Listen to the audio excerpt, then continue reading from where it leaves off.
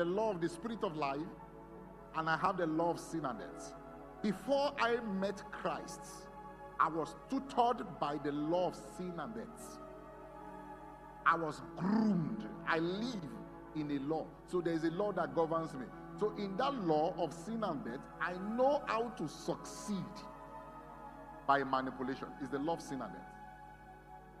I know how, as a lady, to seduce my lecturer without telling him.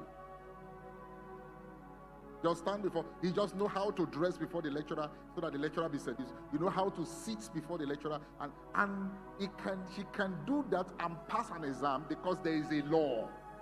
That law is called the law of sin and death.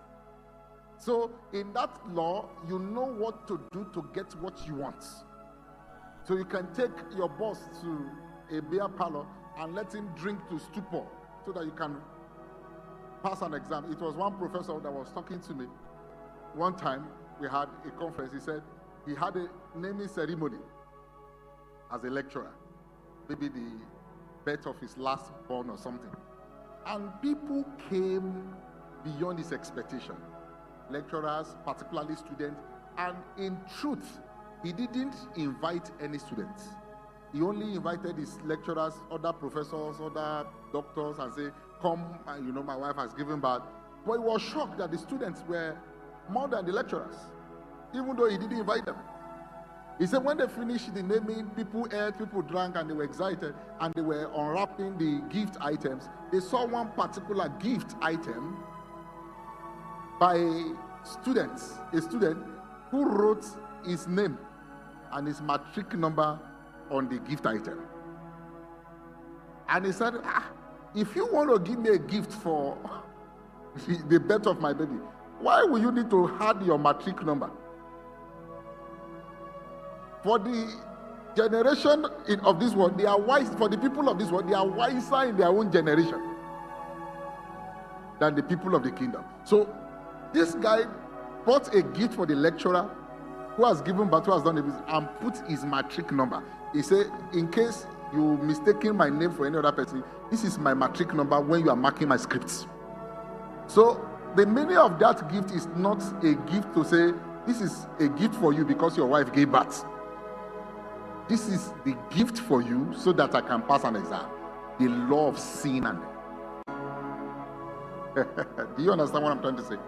Yeah, I was told by this same man, he went to the hospital one day because his wife, is his wife or daughter, needed an urgent, I think the daughter needed urgent medical attention. And when he got to the hospital and spoke to the nurses and said, look, please, my daughter is seriously sick and needs to see the doctor. The nurse told him and said, the doctor only attends to 21 people in a day. And that you can see that the numbers here is even more than 21. And people have taken their tally, maybe tally or number, something like that. And he felt like this is an emergency. To call the nurse and say, matron, can I see you? Say yes. I understand that there are people here, no problem. But take this thing and just this 5,000. I don't know which year that time. And say, just please take care of yourself. I will be going. He said, no, don't worry. Hold on.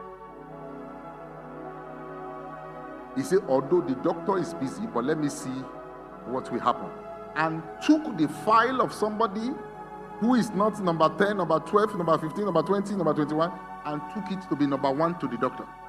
So while every other person was waiting for their tally number, this woman without a tally number became the next person after the person that was with the doctor.